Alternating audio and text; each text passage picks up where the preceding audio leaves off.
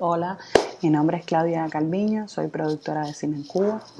productora de cine independiente, que creo que es un término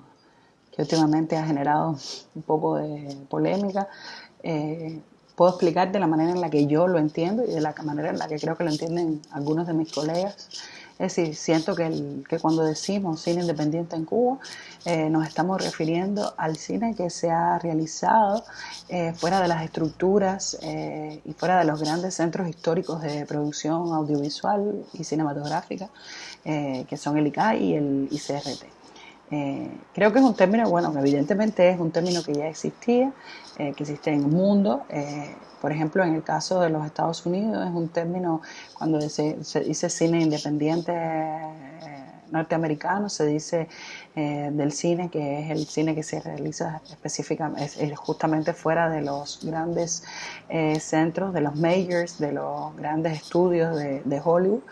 Evidentemente en los últimos años todas estas estructuras han cambiado mucho, ha cambiado bastante el panorama cinematográfico mundial, pero digamos que ese es el histórico cine independiente, ¿no? Y también se dice del cine independiente en Europa. Digamos que el cine que se hace fuera de estos grandes centros que pueden ser las grandes televisoras o los grandes estudios.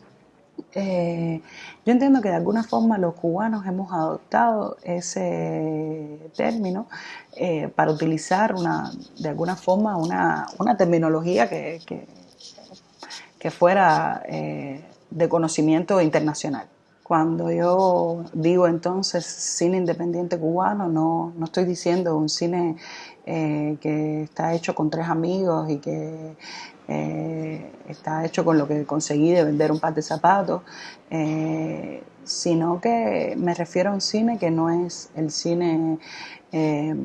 digamos, mainstream con un sentido específicamente comercial o en nuestro caso de realizado eh, con los objetivos y la funcionalidad que pueda tener el audiovisual producido de manera estatal, sino que también es un criterio que mezcla la manera del cómo con el qué se hace. Es decir, es un criterio que en mi opinión no es solamente se refiere a la manera en la que se produce, sino también al tipo de cine que se hace, y creo que es una mezcla entre estas dos cosas, ¿no? Yo creo, o en mi opinión, digamos, el cine independiente es un cine que de alguna forma es muy honesto, porque es un cine cuyo propósito no es utilitario o comercial solamente, sino es un cine que viene muchas veces de un sentir, de una necesidad de decir, de expresar, de un análisis sobre algunas cosas que tienen los directores y los productores sobre temas que son más complejos y que muchas veces no son tan tratados en el cine comercial o en el cine de entretenimiento o en el cine, digamos, más complaciente, porque son historias menos sencillas, son historias y estéticas, eh, digamos, menos fáciles. Entonces, en mi caso, yo creo que cuando yo digo que el cine que yo hago es cine independiente, yo estoy diciendo que yo hago cine de autor. No siempre es así y no siempre son todas estas cosas, pero son algunas de estas cosas casi siempre. Yo digo que yo hago cine de autor, cine de arte, cine de guerrilla, un cine de compromiso, un cine político, un cine social, un cine que de alguna forma es alternativo. Hay otros cines alternativos, hay quien hace una película solamente en su casa con recursos propios y sin necesitar más de una o dos personas, y creo que es un tipo de cine, pero no creo que ese sea el cine independiente. Yo creo que justamente el cine independiente es un cine que necesita de mucho apoyo, porque insisto, creo que es la cara más honesta del arte cinematográfico. Yo creo que justamente por eso necesita tanto apoyo, necesita el apoyo que necesita el arte y la cultura en general, el arte verdadero y la verdadera cultura. Yo creo que, yo he escuchado a mucha gente decir, sobre todo aquí en la televisión, lo he ido escuchando en los últimos tiempos, ¿cómo decimos cine independiente? Si el cine tiene, ese cine tiene dinero de no sé qué coproductores y que tiene dinero de no sé qué fondos. En una ocasión, cuando estábamos haciendo Santa y Andrés y hubo toda la polémica con la película, incluso leímos en un artículo que alguien decía que el dinero que venía del programa, no me acuerdo si era del programa Ibermedia, creo que sí, que de hecho es un programa que Cuba como país participa, y el dinero que venía de otro programa eran dineros que venían de la CIA, ¿no? Entonces, bueno, en fin, en mi opinión, evidentemente son criterios completamente absurdos. En cualquier caso, lo más interesante es que ni Ibermedia ni ninguno de estos programas, por lo menos en mi caso, que me hayan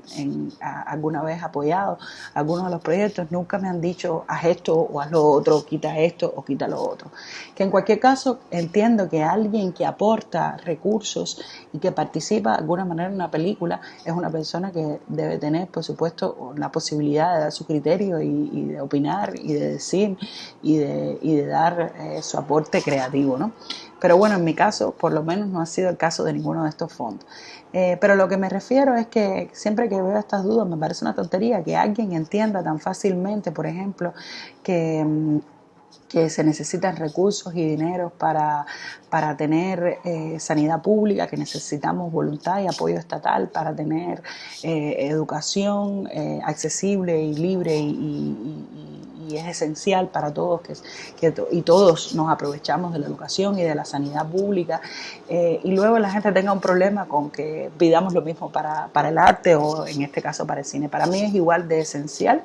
Y creo que la cultura,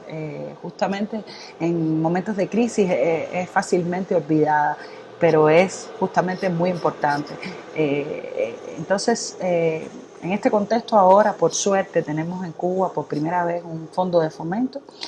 y ese fondo de fomento es que de alguna forma nuestra nueva esperanza, o al menos la mía, es la esperanza de la renovación, es la esperanza de las nuevas voces, es la esperanza de los nuevos temas y de las nuevas estéticas. Y este fondo no es algo que sucedió ya. Este fondo, como mismo ha sucedido en el resto de la región, en América Latina y en Europa, estos programas, estos fondos y estas nuevas políticas de incentivar y desarrollar y fomentar el cine son políticas que vienen gracias al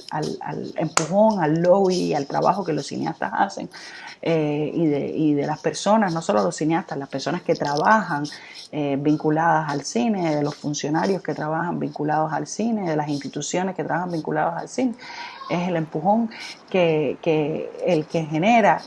la creación de estas políticas.